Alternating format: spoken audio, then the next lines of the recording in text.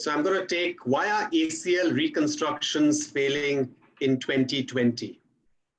We know that ACL reconstructions are commonly performed procedures. They're successful procedures. And we can see this particular footballer that I've done about 18 years back with the technique that's not followed today. He played competitive football for 8 years, and now 18 years thereafter, he comes for an osteochondral patella fracture. His ACL looks good, revascularized, and many of these patients do well. But with the increase in number of primary ACL reconstructions, we know that the subsequent need for revision ACL reconstructions is also going to increase. And there's a good systematic review of level 1 and 2 prospective studies with a minimum 5-year follow-up that show that ACL graft rupture ranges from 1.8% to 10.4%, and that has a pooled percentage of about 5.8%. So 5.8% of our ACLs are likely to fail. We also know that this is a normal population. If you have a high-risk group and you've got athletes only, you might find that these 5.8% percentages might go right up to 15 or 20% too, as has been seen with adolescent females. Any successful revision of a failed ACL surgery cannot be achieved without understanding the specific etiology and mode of failure of that primary ACL.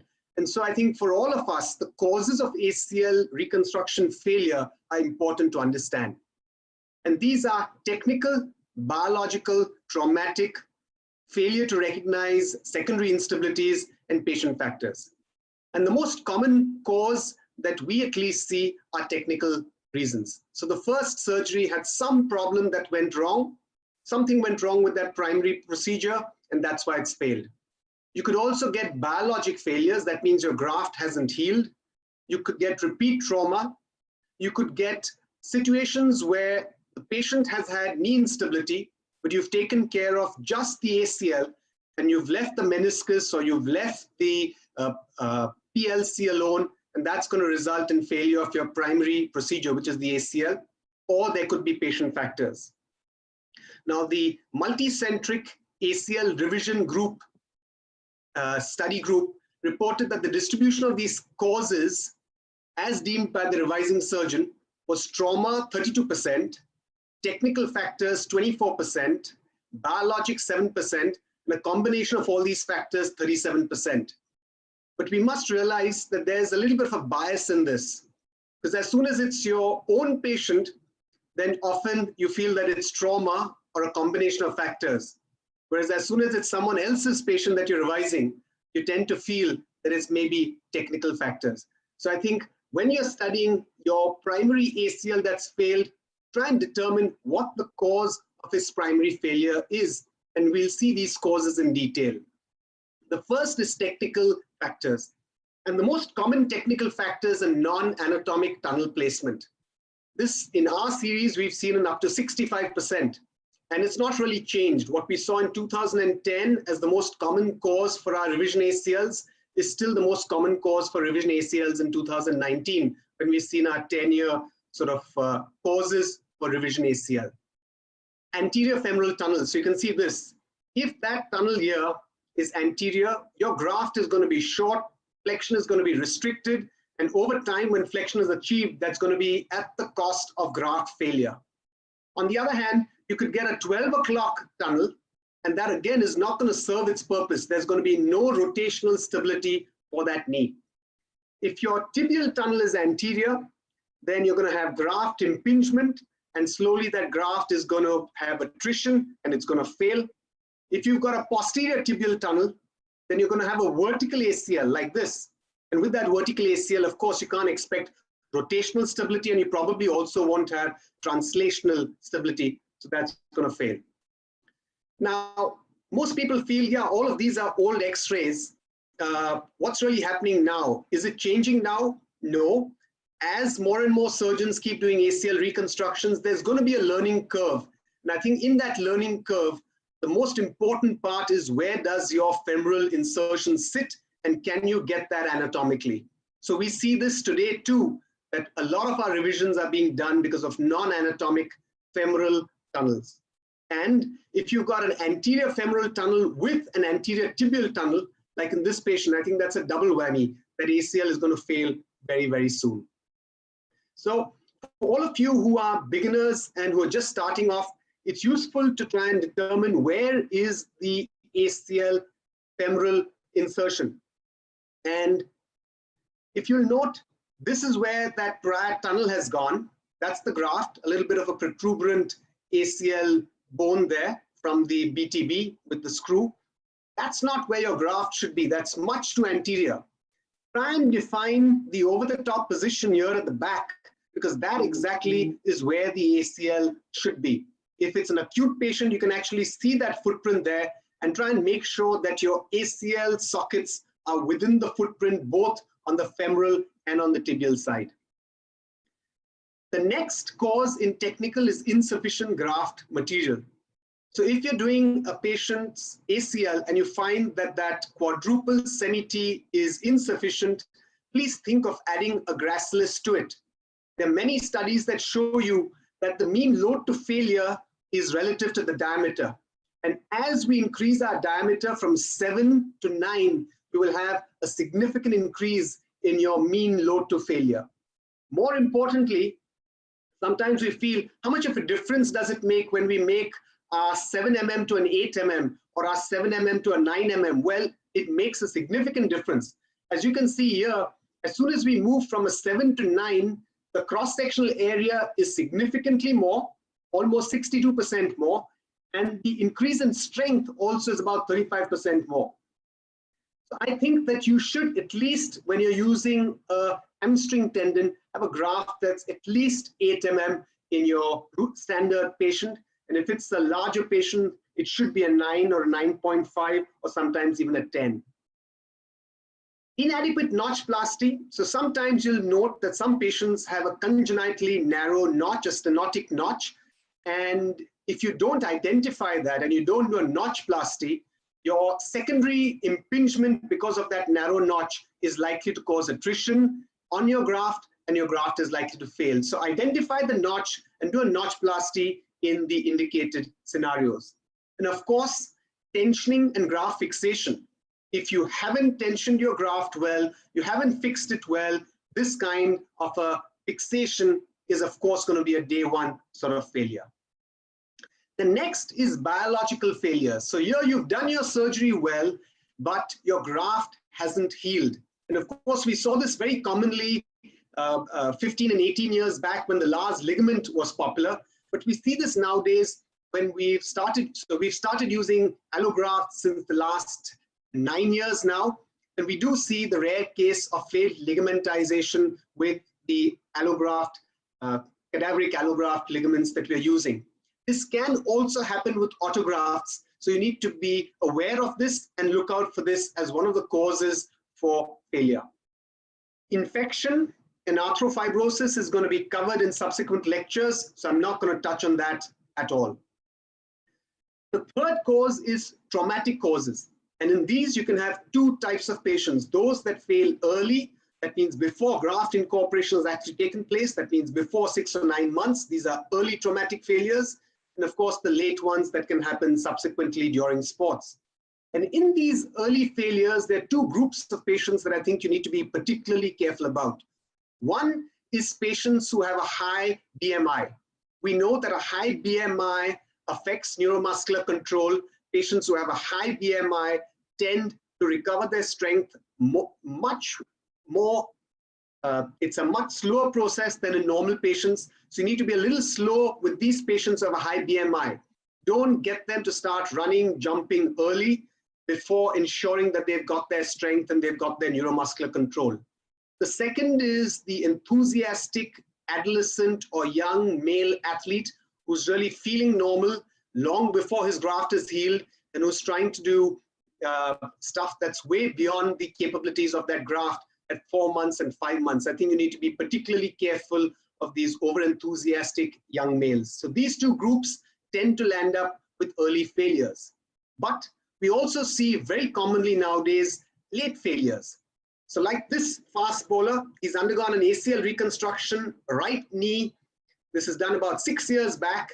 He's back to competitive crickets in the last 4 to 5 years. He tries to go for a catch in his follow through. His spikes get caught, his ankle twists, his knee goes into hyperflexion with a valgus sort of force, and that snaps his ACL. So 6 years down the line, he snapped his ACL, and this is a true traumatic failure of his ACL. And when you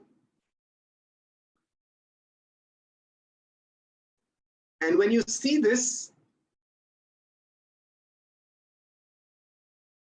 and when you see this on arthroscopy, you'll note what it looks like. So this is a patient whose ACL has healed. So you'll note that that ACL is healed in there, and that's where it snapped. So you can see that there's good healing here, but that's a complete tear of that ACL. And so you may actually find true traumatic failures too, and these two tend to happen. And as per the Mars study, they happen in at least 39% of patients today in this era. Another common cause of failure that we've seen in our series is failure by the primary surgeon not to recognize secondary instability. And there are multiple causes for that. It could be skeletal malalignment, it could be meniscal loss, it could be a varus or a valgus instability, or it could be an anterolateral rotatory instability that's not being recognized. So like this patient, he's undergone 2 ACLs. The first was probably a transtibial, the second was probably a transportal, and he's still got a significant pivot shift and now can voluntarily shift and do a pivot shift too. A patient like this, if you don't recognize the anterolateral instability there and don't think of an extra-articular procedure for him, like maybe an LET or an ALL, then this is likely to fail for the 3rd time too.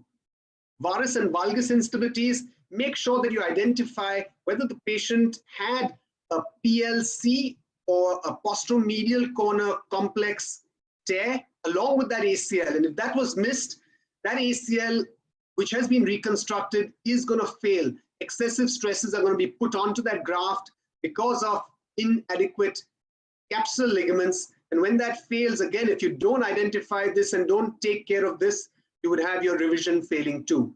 So identify other ligament instabilities. Skeletal malalignment too needs to be identified. We know that varus malalignment puts excessive stresses on your ACL.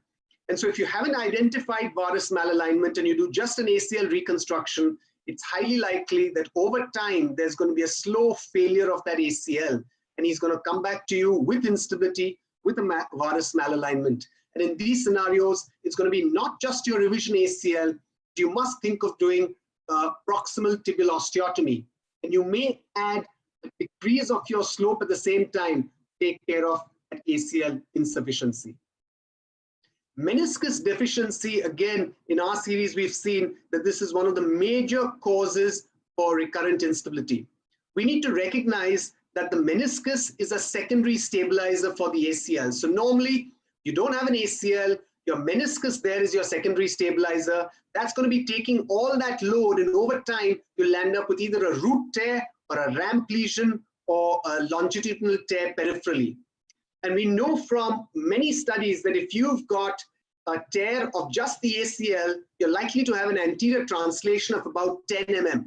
But as soon as you've got a very significant anterior translation or you've got a pivot shift, you have to suspect that it's not just the ACL. Your ACL is gone and probably one of the menisci, most likely the lateral meniscus, is insufficient. And if you don't take care of that insufficient lateral meniscus, then I think that you're likely to land up with failure again. So take this patient that we've revised. This is the revision ACL. His MRI prior to his primary ACL showed the meniscus tear, but for whatever reason, that surgeon opted not to repair it. You can see that that's an unstable meniscus, and this patient's come to us 9 months after his surgery with a failed primary ACL. I think that if you don't take care of these secondary stabilizers like the menisci, it's going to be putting a lot of excessive, unnecessary stresses on your ACL, and that ACL is likely to fail. So identify meniscus tears, especially root and ramp lesions, and repair these too during the revision.